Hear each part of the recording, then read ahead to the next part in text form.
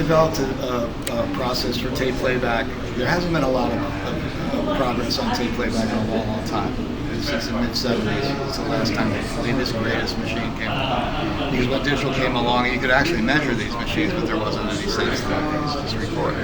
We came up with a playback system that utilizes everything you can think of. I went to the old guys and said, what would you build if you could build it today? And they told me everything, and then I hadn't built it. So it's a tape playback system. It's an analog head and preamp, and then a special way of treating the digitization and a special way of handling the digital to get it into a PCM format. We are able to remove wow and flutter from the recorder. You can go back and look at a 50-minute recording and black out all the speed variations in it, which surprisingly turned out to have a lot to do with why there was distortion there. What wasn't well known, and still isn't well known, is that the mechanical parts of the transport itself are capable of creating a tremendous amount of intermodulation distortion. So some of what you're hearing with tape that you like, some of the harmonic distortion stuff that's in there, that's attractive. Shouldn't be there, but you know what you can do. But the speed variations where somebody played a track in a particular pocket and suddenly it's moving, which one of the more famous drummers in the world told me, Jim Keltner, sat down with me and asked why Hal Blaine swung harder in our version than in the one that we played before. And it's because the old machines were constantly moving around a little bit. They always had a little bit of speed variation in there, so the tempo was almost slightly fluctuating. Pitch was slightly fluctuating. On pianos, you would expect to hear that a little bit there. Well, when that's all gone, the veracity of it, the authenticity of it jumps like unbelievable. But the other thing, as far as the audio standpoint, from a technological standpoint, the amount of distortion reduction was really a surprise that we didn't expect. And I don't think anybody other than a couple of these older guys were actually listening to the machines with a stethoscope and saying, you know what, if it's in the if it's in the bass plate, it's in the head, and it's in the playback, and then they go look at the playback, and there it was. So anyway, we figured out a way to retroactively go back and look at tapes from the 40s, 50s, 60s, whatever, and get you what the master sounded like in the control room. That's incredible. Jump back in the generation. How long have you actually been working on this technology? Started working on the technology in '02, which is a while back. It took a couple of years to get it to the point where I had what I thought were good DSP guys. And this is all self-financed. I mean, I'm just a yutz on the street. And a preamp that was well designed and a head that was capable. You have to be able to record 240 kilohertz in some cases in order to be able to do this. The way it works in a nutshell is that everybody's heard what bias is, but nobody knows what it is. Okay? Bias is you blast the tape with a very, very high frequency tone. It comes from an oscillator. And it makes the north-south, the magnets, makes them dance, if you will.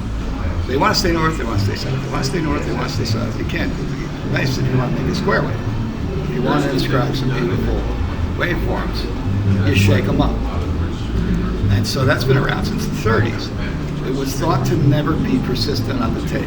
Well, actually it is. So I can see a tape machine in 1955 had laid down a constant track from that oscillator. And that oscillator probably would have been what they used in the Pacific Theater for VHF walkie-talkies. So it's a really stable sucker. And it's got this in it now, because that's what the machine was doing. The machine was doing the mambo, the machine was doing what it does, and fluttering and wowing. And whatever was in the audio is exactly the same proportional as in that solid tone. Now let's record 100 kilohertz, 150 kilohertz, 240 kilohertz, way, way up there. Nobody except us bothers to go that wide. Interesting. And we built the widest band tape playback system anybody's ever seen. I was out of my mind doing it. But when we were able to do it, we were able to track that very, very low level, very dirty, but it was still there, and be able to deduce exactly what happened in 1955, 1956, 65, whatever. That's incredible. Yeah, it really works. I get choked up because it helps. It really helps. What made you initially even think to do this? A couple of accidental discoveries that when I was young, and pro audio come out of scientific accidents. Yeah, are always this where was the genius comes yeah. Well, from. it's funny. We're talking about that a lot. The Structure of Scientific Revolutions, which by the way is a book, really good book. It was taught all the time when I was a kid. It talks about how in the mistakes and the errors, you got a really solid theory. We love this theory. We're fucking loving this theory. It's fucking awesome theory, except this shit over here. We don't know what to do with it. So we're not gonna look at it. Well, there's always gonna be some guy go look at that, and that's where Laplace comes from, out of Newton. That's where Einstein comes from. Look in the error. So I've always been interested in being really trying to be discerning, particularly in pro audio. You have to be. If there's something wrong, it's going to be on that. You don't have the option to leave a mistake behind you. Okay? So, especially because someone like you will come along 50 years later and point it out, right? Well, yeah, okay. Well, I'll hopefully try to mitigate it. Okay, let's just be that way about it. Some stuff you can't fix. This is kind of parenthetical, but one of the things that I'm up against right now, when I get to quite a bit, is the idea that the old microphones, the old condenser microphones were popular back then, had a rising top end, and when they had a rising top end, they had a rising phase response. They had an early phase response. We're finding that putting a lagging phase response on stuff seems to fucking sound wonderful, and guess what? That's what transformers do. So all these transformer coupled circuits that everybody's in love with may be compensating for a flaw that was in the original mics. It's also in cartridges. All right, so there's some spacey aging type of spidey things about errors that I'm trying to figure out. Because whenever I see one, I go, well, you gotta hear it. We do hear it. We hear better than any. The argument about the subjective versus subjective. Setting that aside for a second. I'll hear something, I don't know what the hell that was. So to get back to where we were talking about, I was testing tapes for a guy who was in New York. He wanted to prove that he had chosen the right tape. He chose Scotch 250, everybody else had 456, he chose Scotch 250. Okay. So when I was scrubbing the little tape at 30 IPS, 30 inches a second, I was really slowly. And I said, what is that? And the guy who knew better than me said, that's the bias. That's the bias frequency. That's the bias method. And I was playing it so slowly that I could hear it. Now this machine happened to have a very, very complicated servo circuit to try to keep the motor going right. And it was a bitch to the line. It was absolutely crazy. And I'm like, why do you use that? It's already on the tape. Oh, it's not there. You can never get that off. You're not at normal play speeds. Probably not. But we do now.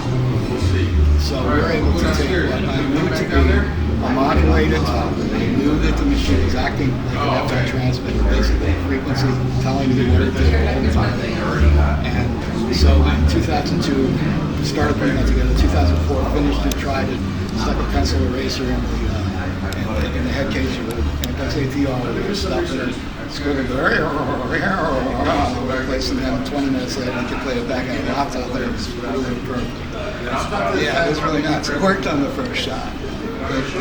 But what was cooler was that a couple minutes later, I tried again, and I couldn't get the eraser in fast enough to screw up the recording. So it was about 10 seconds of real well recorded stuff. It was actually a CD transferred by magnetic reference labs, the labs that make all the test tapes for everybody. I had them commissioned to make a test tape for me that had a CD, the born digital thing on a great tape machine that they have, and then I was playing it on my great tape machine, and I was playing it back, and that was the one I was going to screw up terrific right with the pencil eraser.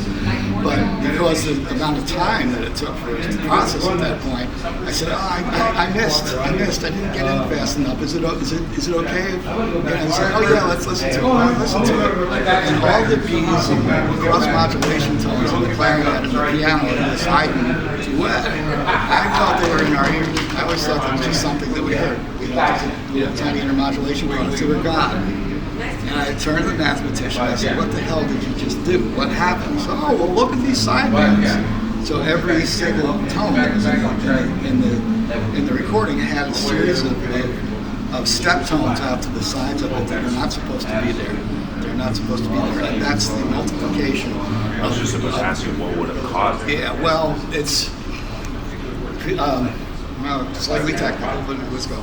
Slightly technical, because he hasn't gone technical yet. What would have caused that is, imagine this for a second. Imagine you had a flute playing an A440, that's the standard tone, everybody knows, right? Imagine you had a motor that was cogging 60 times a second because it's tied to the line first. It's just juddering slightly. It may be only juddering 1/10%, which is considered tolerance. All right, what are you going to get out of that? You're going to get 440 plus 60, 440 minus 60. You're going to not only get the 440, you're going to get 500 and 380. They are no way related to the musical material. Harmonic distortion would be 880, 1760, and then on up. So we're accustomed to that. That's additive. This is actually multiplicative. It's the sum and the difference between whatever is the provoking cause and the actual material. Obviously, the material is not just a 440, it's a full spectrum.